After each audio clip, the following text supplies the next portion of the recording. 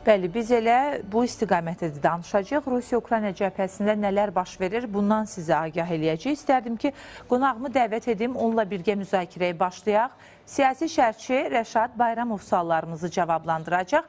Rəşad bəy, zəhmət olmasa masamızın ətrafına buyurun. Hər vaxtınız xeyir olsun. Xoş gördük sizi studiyamızda. Rəşad bəy, başlayaq Rusiya-Ukrayna cəbhəsindəki son proseslərlə bağlı verilən şərhlərdən. Donald Trump deyir ki, həm Zelenskinin, həm də Putinin açıqlamalarından, bəyanatlarından narazıdır və Ağ Evin mətbuat katibi bununla bağlı elə bugün yeni olaraq açıqlama verib. O deyir ki, hər iki tərəfin bəyanatları Trump'ı qane etmir. Onsuz da bilirik ki, Donald Trump'ın əsas istəyi odur ki, tərəfləri sülhə gətirsin, danışıqlar masasına otursun, hələ ki istəyinə nail ola bilmir. Və Rusiya ilə bağlı mövqeyində də sanki biraz dəyişiklik eləyir. Əvvəlki Putinlə bağlı yumşaq mövqeyi yoxdur. Nə baş verir bu kontekstdə? Əvvəla Trump qarşısına qoyduğu hədəfə çata bilmədi. Yəni, biz hələ hakimiyyət dövründə 2 gündən sonra atəşkəs imzalanacaq, bir həftə vaxtdan sonra artıq tərəflər sülh masasında oturacaqlar bəyanatlarına şahidlik eləyirdik. Amma sonraki dövrdə də 2 aylıq bir müddət qarşıya qoyulmuşdu və ümid olunurdu ki, həmin müddət ərzində həm Rusiyanı, həm də Ukraynanı bir masa arxasında oturdub ABŞ-ın o təklif elədiyi atəşkəs sazişini imzalamaq mümkün olacaq. Təbii ki, burada Ağ Ev administrasiyasının və konkret olaraq Trump'ın maraqları təkcə Ukrayna və Rusiya arasında sülhün əldə olunması yox, həm də bundan maksimum şəkildə ABŞ-ın necə faydalanacağı ilə bağlı idi. Və nəticə etibarilə... Yəni, burada Birləşmiş Ştatların da maraqlarına uyğun hansısa bir qərar verilməlidir. Mütləq şəkildə. Yəni, təkcə mən kənarda durum, bu iki tərəf sülhə nail olsun öz arasında və bundan da ABŞ ortada heç nə əldə etməsin kimi bir niyyəti yoxdur Trump'ın. Trump üçün bugün nüfuz Ukraynanın təbii sərvətləridir. Trump üçün bu günlərin nüfuz Putini bu və digər şəkildə özündən asılı vəziyyətə salmaqdır. Yəni biznes sağlığı ilə Təbii ki, yəni Trump üçün ancaq quru nüfuz ki, orada mən müharibəni dayandırdım. Bu təbii ki, yetərli bir şey deyil. O baxımdan indiki mərhələdə Trump'ın istəkləri baş tutmur. Faktiki olaraq Ukrayna ABŞ-ın təklif elədiyi şərtlər daxilində sazişin imzalanmasından artıq bir növ geri çəkilir. Yəni, hər nə qədər ilkin razılaşma olsa da, amma biz ilkin razılaşmadan sonra Ağ Evin iştahasının belə deyək, böyüdüyünə şahidlik etdik və daha çox şey istəməyə başladı. Ukrayna üzərinə daha çox təzyiq göstərməyə başladı. Zaporojye AES-in nəzarətinin ABŞ-a verilməsi, digər iqtisadiyyatın digər sahələrində bu və digər şəkildə Amerika Birləşmiş Ştatlarının hegemonluğunun təmin olunması kimi istəkləri ortaya çıxdı Amerikanın və nəticə etibarilə Zelenski də Avropadakı tərəfdaşları ilə danışıqlardan sonra, onlardan bu və ya digər şəkildə hansısa, belə deyək, zəmanətlər aldıqdan sonra yavaş-yavaş ABŞ tərəfindən təşrif olunan sazişdən imtina mövqeyində bəyanatlar verməyə başladı. Eyni şəkildə Rusiya tərəfi də. Yəni, Rusiya tərəfi nə baş verirdi? Birinci mərhələdə Ukrayna ilə Amerika Birləşmiş Ştatları arasında bir narazılığı yaratmaq üçün, daha sonra ABŞ və Avropa ölkələri arasında bir narazılığı yaratmaq üçün özünü, belə deyək, daha loyal göstərmək cəhdləri etdi. Yəni, istənilən atəşkəsə razı olacağını bildirdi birinci mərhələdə. Hətta biz Putinin təşrifi ilə də tanışıydıq. Dedi ki, ABŞ-la birgə mineral ehtiyatların işlənməsi və s. sahəsində də əməkdaşlığa da hazırıq. Bu kimi bəyanatlar oldu və bundan sonra təbii ki, biz Trump'ın Zelenski üzərinə bir təzyiqinin şahidi olduq. O görüşdə baş verən hadisələr və s. və ilaxı. Amma bundan sonra, yəni, Putin birinci mərhələdə istəyinə nail olduqdan sonra, bu və ya digər şəkildə o narazılıq toxumunu yaratmağı bacardıqdan sonra ilkin öhdəliklərdən geri çəkilməyə başladı və biz nəticə etibarilə Trump'ın 60 günlük atəşkəs sazişinin, əvvəl nəzərdə tutulan atəşkəs sazişinin hansı səviyyəyə qədər endirilməsinə şahidlik etdik. Yəni, əvvəl bütün cəbhə boyu atəşkəsin olması ilə bağlı bir razılaşma mövcud idisə, ondan sonra Rusiya ilə danışıqlardan sonra Rusiya tərəfi ancaq müvafiq olaraq hərbi əsirlərin 175 nəfərin dəyişdirilməsi istiqamətində və bir də enerji sektoruna zərbələr endirilməməsi ilə bağlı addımlar ata biləcəyinin anonsunu verdi. Ondan sonraki mərhələdə isə ümumiyyətlə artıq Amerika Birləşmiş Ştatları ilə saymazyana biz münasibətin şahidi olduq və bu da təbii ki, Trump administrasiyasını olduqca çıxılmaz bir duruma saldı. Yəni indi nə etməlidir Amerika Birləşmiş Ştatları? Ya bundan sonra da Putinin istəkləri ilə, nazı ilə oynayaraq davamlı şəkildə Ukraynaya təzyiqləri davam etdirməlidir, ya da artıq mövqeni dəyişib Avropa ilə birgə bir strateji plan hazırlayaraq Rusiyanı məcbur etməlidir danışıqlar masası arxasında oturmalı. Yəni Rəşad bəy, demək istəyirsiniz ki, əslində Donald Trump müəyyən qədər Rusiyaya güzəştə getdi. Çox getmişdi. Və çalışırdı ki, bununla da Rusiyanı masaya gətirsin. Artıq bu dirənmə nöqtəsinə mi çatıb sizcə Trumpın güzəştlərinin? Baxın, çünki Rusiyanın istəkləri o yöndədir ki, bu heç bir halda indiki mərhələdə Amerika Birləşmiş Ştatlarının maraqlarına cavab vermir. Rusiya konkret olaraq deyir ki, mən Zelenski ilə bu və ya digər şəkildə danışıqlar aparmaq, bir masa arxasında oturmaq, hər hansı bir saziş imzalamaq niyyətində deyiləm. Açıq demirəm amma. Və legitim hesab etmirəm. Bunu Rusiyanın müxtəlif dairələri müvafiq olaraq bu bəyanatlarla çıxış eləyiblər və bu bəyanatla tamamilə əminəm ki, ABŞ-la Rusiya arasında nümayəndə heyətlərin görüşündə də bu məsələ qaldırılıb.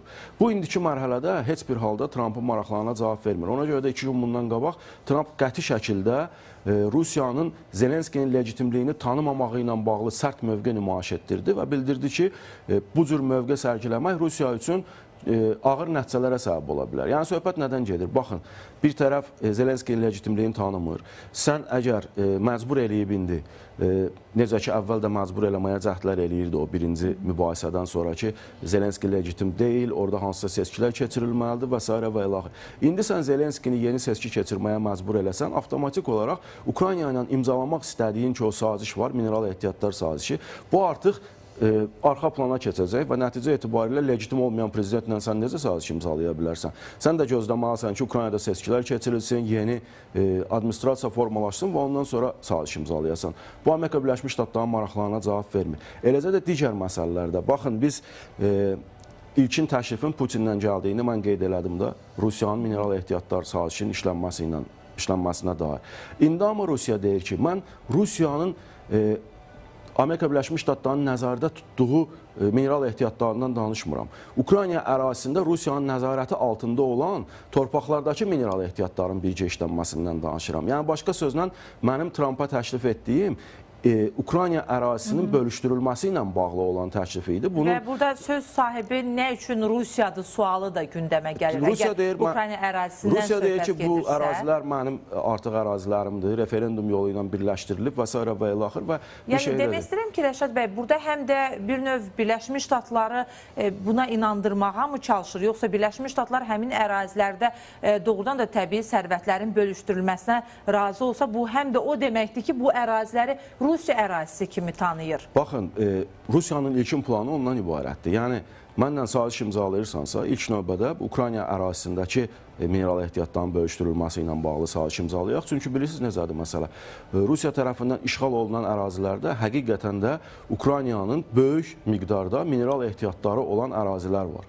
Və bu ərazilərlə bağlı sazişin imzalanması təbii ki, dediyiniz kimi Rusiyaya əlavə üstünlüklər verir. Həmin ərazilərin Rusiya ərazisi olaraq tanınmasına bərabər olan bir şeydir.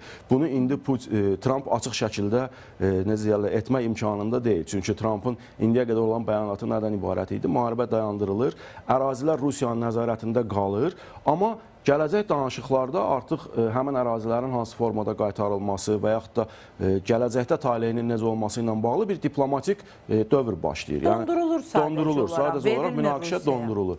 Amma bu Putinin təkliflərində təbii ki, bu artıq bu variant alt-üst olunmuş hesab olunur. İkinci bir məsələ də var. O da ondan ibarətdir ki, Putin təkcə Amerika Birləşmiş Ştatları ilə bu və ya digər razılaşma əldə etməklə yetinmək niyyətində deyil. Putin administrasiyası açıq şəkildə bəyan edir ki, bizim Ukrayna savaşında dayandırmağımız, Amerika Birləşmiş Ştatlarından bu və ya digər şəkildə hansısa saziş imzalamağımızın arxasında mütləq şəkildə Amerika Birləşmiş Ştatlarının Avropaya təzyiqi dayanmalıdır ki, Avropa üzərimizdən sanksiya siyasətini götürsün, yəni tətbiq olunan sanksiyaları götürsün. Necə ki, Zelenski imzalanacaq müqaviləyə təhlükəsizlik zəmanəti istəyir, Putin də imzalanacaq müqavilədə üzərində olan sanksiyaların götürülməsi təklifi ilə çıxış eləyir. Birləşmiş Ştatlar da bugün əslində o sanksiyaları tətbiq eləyir. Yəni hələ ki onlar da Bəli, təbii ki, tətbiq eləyir, amma Amerika Birləşmiş Ştatlarının təkcə sanksiyaları götürəcəyi Putini qane eləmir. Avropa İttifaqında istəyir. Bəli, böyük şəkildə hamı bir yerdə bu sanksiyaları götürməlidir. Burada da təbii ki, Amerika Birləşmiş Ştatları ilə Avropa arasında fikir ayrılığı var. Biz İstəklər Koalisiyasının bir neçə gün qabaq toplantısına şahidlik etdik. Hər nə qədər Ukraynaya qoşun yeridilməsi ilə bağlı yekdil qərar qəbul olunmasa da, amma sanksiyaların davam etdirilməsi ilə bağlı yekdil bir qərar var Avropa ölkələrində və nəticə etibarilə bundan sonraki dövr doğrudan da təkcə Ukrayna və yaxud da Rusiya üçün deyil, o cümlədən də Amerika Birləşmiş Ştatları və konkret olaraq Trumpın özü üçün çox həlledici bir dövr olacaq. Atacaq addımlardan asılı olacaq nüfuzunun nə dərəcədə möhkəmlənməsi və yaxud da nüfuzun birdən-birə aşağı düşməsi. Ona görə də burada ilk növbədə daha ehtiyatlı olan tərəf indi Amerika Birləşmiş Ştatları olmalıdır. Rəşad bəy, bir də biz Zaluzhny məsələsinin yenə də gündəmə gətirildiyini görürük. Düzdür, özü bu barədə açıqlama verib. Deyib ki, bu şayələrə əhəmiyyət vermirəm. Çünki bizim üçün hazırki dönəmdə əsas məsələ Ukraynanın ərazi bütövlüyünün qorunmasıdır. Yəni bu müharibədən necə deyərlər, sağ çıxmağa çalışmağımızdır və bununla yanaşı biz müxtəlif məqalələrin dərc olunduğunu görürük. Fərqli versiyalar hətta irəli sürülür ki, Zaluzhny seçki olsa necə davranacaq? Xüsusilə Ukrayna prezidenti Zelenski ilə mi həmfikir olacaq, yoxsa fərqli mövqedən çıxış eləyəcək? Zaluzhny'nin deməyinə rəğmən sizcə burada fərqli bir mövqedən çıxış etmə variantı nə qədər nəzərdən, gözdən keçirilə bilər?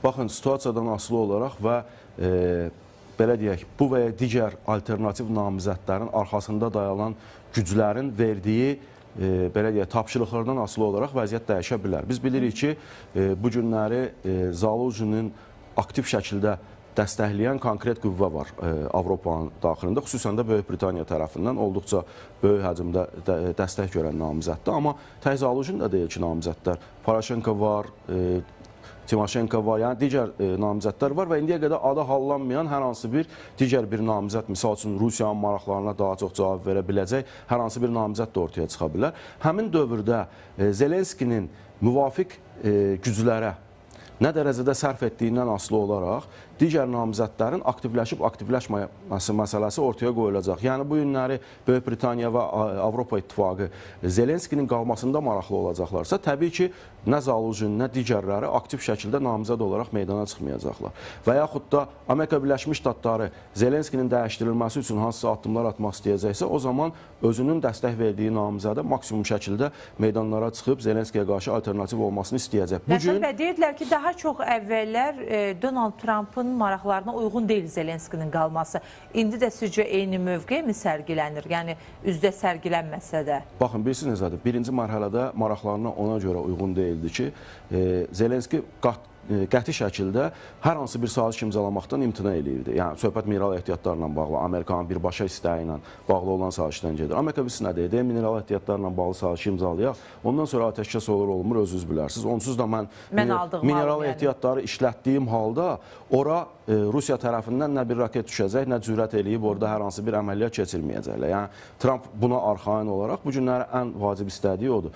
Və buna Zelenski birinci mərhələdə yox deyəndə təbii ki, ortaya artıq atılmağa başladı ki, Zelenski legitim deyil və s. və ilaxır. Amma bu günləri Zelenskinin sazişi imzalamaqdan qəti şəkildə imtina etmədiyi bir halda, sadəcə Ukraynanın da maraqlarının bu və ya digər şəkildə nəzərə alınmasının vacib olduğu sazişin imzalanması təklifi ilə çıxış etdiyi bir halda, indi Zelenskinin dəyişdirilməsi Amerika Birləşmiş Ştatlarında maraqlarında deyil. Çünki yenə deyirəm, bu əlavə bir seçki kampaniyası dövrüdür, bu əlavə bir müddət deməkdir, bu 3 ay, 4 aylıq bir müddət deməkdir və Trumpın da bu 3 ay, 4 ay gözləmək kimi bir lüksü yoxdur. Çünki hər an hər şey ola bilər, cəbhədir, hər şey baş verə bilər, Avropanın mövqeyində hansısa dəyişikliklər ola bilər, Ukrayna ilə bağlı, hər an hər şey dəyişə bilər deyənə bu günləri təbii ki, istəmir Zelenskinin dəyişməsi.